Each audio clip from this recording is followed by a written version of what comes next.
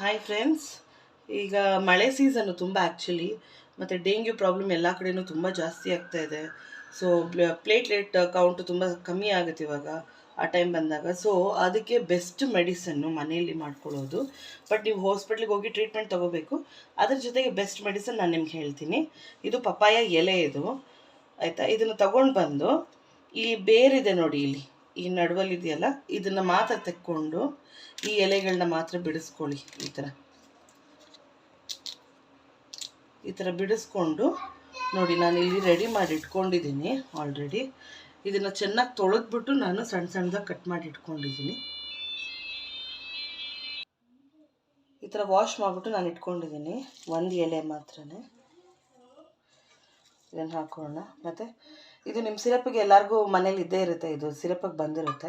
ಇದರಲ್ಲಿ 10 ml 25 ml ತಗೋಬೇಕು ನೀವು ಡೈಲಿ. ಬೆಳಗ್ಗೆ ಒಂದು, ರಾತ್ರಿಗೊಂದು ಸಿರಪ್ಪು. ಸೊ ಇದರಲ್ಲಿ 2 cups ಆಫ್ ನಾನು ನೀರು ಹಾಕೋತಾ ಇದ್ದೀನಿ. ಇದಕ್ಕೆ ನಾನಿವಾಗ ಗ್ರೈಂಡ್ ಮಾಡ್ಕೊಂಡಿದ್ದೀನಿ ಇದನ್ನು ನೋಡಿ. ಇವಾಗ ಇದನ್ನು ಸೋಸ್ಕೊಳ್ಳೋಣ. ಈ ಥರ ಸ್ಟ್ರೈನರ್ ತೊಗೊಂಡು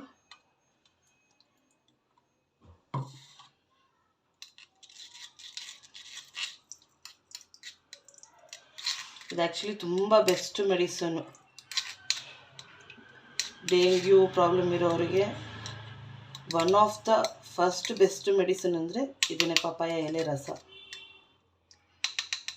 ಇವಾಗ ಇದು ಸೋಸ್ಕೊಂಡಾಯಿತು. ಇದರಲ್ಲಿ 25 ml ನೀವು ಡೈಲಿ ಕೊಡಬೇಕಾಗತ್ತೆ 5 ಡೇಸ್ವರೆಗೂ. ನೋಡಿದ್ರಲ್ಲ ಫ್ರೆಂಡ್ಸ್, ಈ ಥರ ಜ್ಯೂಸ್ ಮಾಡಿಕೊಂಡು ಡೈಲಿ 2 ಟೈಮ್ಸ್ ಕುಡಿದ್ರೆ ನಿಮಗೆ ಪ್ಲೇಟ್ಲೆಟ್ ಕೌಂಟು ಇನ್ಕ್ರೀಸ್ ಆಗುತ್ತೆ ಮತ್ತು ಡೆಂಗ್ಯೂ ಪ್ರಾಬ್ಲಮ್ ಸ್ವಲ್ಪ ಕಮ್ಮಿ ಆಗುತ್ತೆ. Okay, thank you.